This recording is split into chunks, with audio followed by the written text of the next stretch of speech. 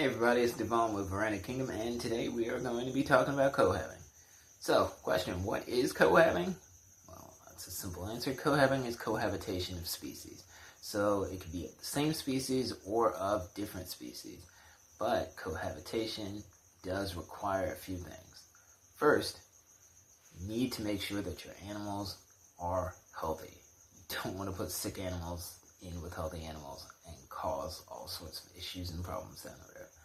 Second, you need to make sure that your animals can get along. How do we do this? There's going to be a couple of methods that I show you. One that I use tried and true all the time to check to see if animals would be fine getting along together. The third thing that we need to make sure that our enclosure is large enough for multiple species. Putting multiple species in a small enclosure is a recipe for disaster, so don't do that. After that, our fourth thing that we need to focus on is our enclosure is large enough for them. They have enough space, but do they have enough adequate access to the things that they require to survive? Meaning, do they have enough adequate access to heat, water, and food? If those things are compromised in any sense of the word or any way, shape, or form, then you're going to have problems. You're going to have competition. You're going to have animals that get intimidated.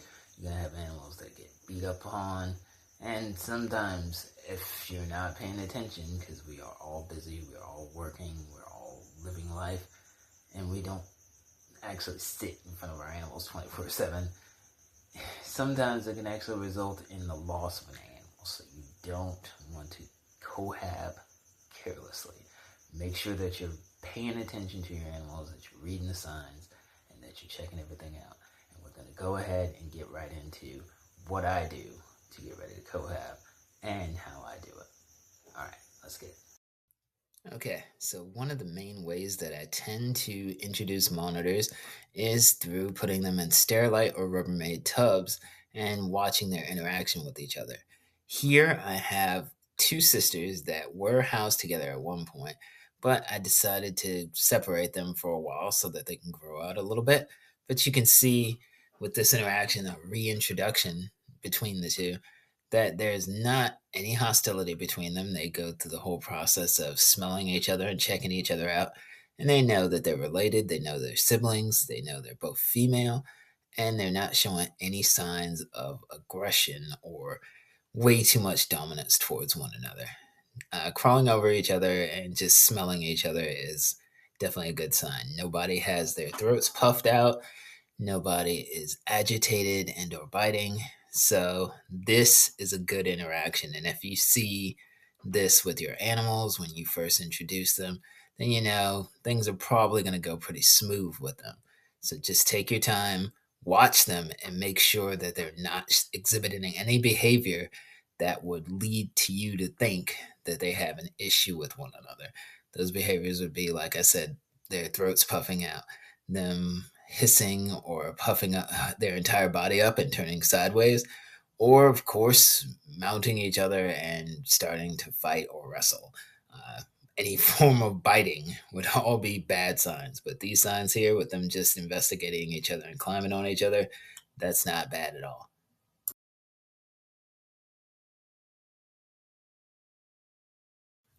So we'll do a couple of interactions like these a couple of times a week for maybe about a good 2 weeks until these animals show that there are no issues. And that's typically how I introduce animals. So, two separate cages is definitely required.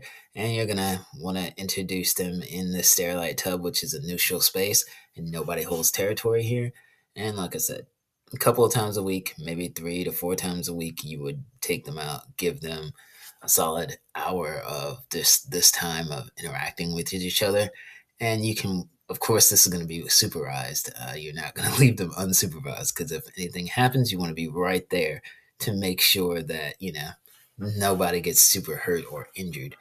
So you just want to watch over them during this time, and that should boost you for success with introducing them into one singular habitat. Keep in mind, never just throw animals in together, even if they've been housed together before. Now here you can see that I'm introducing a male into this situation. I've removed one of the females and I'm adding a male to one of the situations. Now, the male is just curious as to where he is. The female spotted the male and did move away, but she's not scared, so she's not running from him. He's starting to pick up her scent, and now he's smelling her, and you can see he's very curious and investigating. He's checking to see, he knows she's a female, and she did move away from him. And this is where we really want to pay attention. We want to make sure that she's not scared. If she starts running or acting erratically, then you want to remove her. If she's just moving about like this is not bad. She's not showing visible signs of stress, but she's not fully receptive to him. And that's most likely because she's not in the mode to breed. She's not cycling at all. And now they're interacting face to face and getting each other's scents. And you can see that they're not stressed by each other.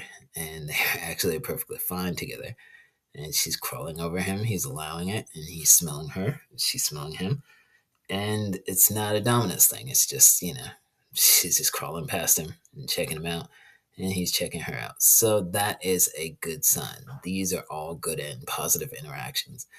He is waving his tail a little bit because he's doing a little bit of scent marking inside of this tub, just because it's a new space. And there's a female there, so he kind of wants to leave his calling card just to let her know who he is. But with them facing away from each other, it's not a bad sign. So we're going to introduce that same male to a different female and just see how their interaction goes, make sure that it's positive, and stay present for it.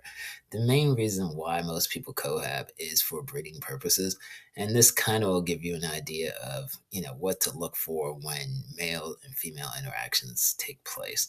You don't want them startled, you don't want anybody stressed, and you don't want way too much dominance from either your male nor female.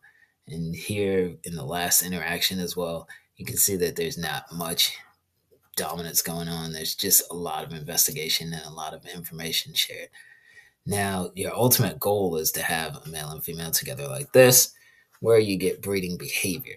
Now, these two have been housed together for about a year and a half, and you can see that the male is going through a courting process.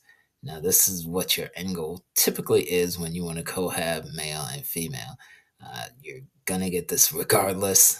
Sometimes if the female is not receptive, males can become very aggressive. So you want to make sure that your male and female are a good match. If he becomes way too assertive towards her and she's not receptive, like this female is allowing him to scratch her neck and kind of push her down because he's trying to get her into position to breed, and she's receptive to that. If she wasn't, she'd run, and in some cases, she would even bite him. So you don't want that to take place. So that's why you want to do all those introductions before putting them in the same enclosure and leaving them. And here you can just see typical courtship behavior from a monitor where it's very twitchy, especially from the male. And he's really just trying to make sure that she knows that, I'm here to breed. And, that's pretty much it. She also scratches and twitches back towards him, which shows that she is receptive. Now you can see he's getting himself into position and he is going to copulate with her here. So this is a successful breeding. And this is, again, for most people, the end goal for cohabbing in the first place. Another method that I use to introduce animals without actually physically introducing them to one another is to swap decor items. So here I'm going to take a piece of cork bark out of a female red Aki's enclosure and introduce it to the enclosure of her adjacent female red Aki. These two are not sisters, they're not related at all, and they've never been around each other outside of their enclosures. So this is one way to allow them to know of each other's presence if I were to introduce them. Swapping decor back and forth between animals is definitely a good way for them to understand that they have neighbors, who they are, and to not have aggression towards them since they see them and they've smelled them in their own enclosure, so it's not a threat of somebody taking over. So you can see she's smelling and getting up all the info that she can about her next door neighbor. And this is by far one of the most low impact ways to do this without causing stress. Now, with males, it can definitely cause some competition, and you can do that especially during the breeding season if you want to get a male to get fired up to breed, but that's a different. If you utilize the decor swapping method, just give 2 to 3 weeks before you introduce that animal physically into the other monitor's cage. That way you can be sure that they are comfortable with the scents and they'll probably accept that new animal. After their introduction, be sure to keep an eye on them for the first couple of weeks. Okay, so let's say your monitors are now compatible with one another, whether they be siblings or whether they be a male and female pair or even a trio. The biggest thing now that we want to make sure is that our animals do not have to compete directly with one another for food, meaning that they have ample access to food. You also want them to have ample access to heating, basking platforms, basking areas, as well as to water.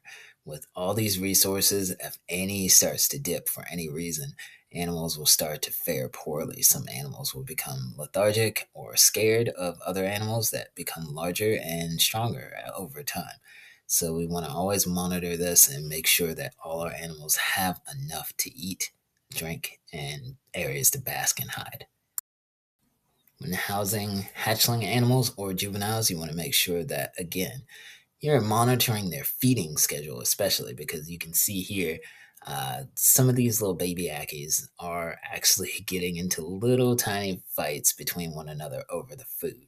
Now, there's ample food available, but just like any other siblings, when you see somebody has something that you want, sometimes you would rather take it from them than get it on your own. So just watch feedings and make sure that you don't end up missing tail tips and toes from your animals biting one another. So I'm always right there present when I'm feeding. I don't leave my animals to just eat on their own because you can see this little tug of war match could turn pretty bad if you're not watching it because somebody could get bit in the face and get seriously hurt, or somebody can grab onto someone's foot and you could be missing some toes. So we don't want that. We want to make sure that we're watching everything, and then our animals will definitely be able to survive being around their siblings. My general rule of thumb is when it comes to keeping hatchling animals together as well as keeping juvenile animals together, I will only house them together until they reach sexual maturity. So when they start exhibiting behavior of dominance and behaviors of breeding with their siblings, that is when I will go ahead and separate those animals out. One, it helps them to grow because having a group together, you'll normally have one animal that just dominates everything and gets a lot bigger than everybody else very quickly. That could be a male or female, it doesn't matter. And two, you really just don't want to do a whole bunch of inbreeding. It's just not healthy for the animals long term. And with species that come from Australia, you don't want a whole bunch of bottlenecking in your genetic lines. So try to avoid it.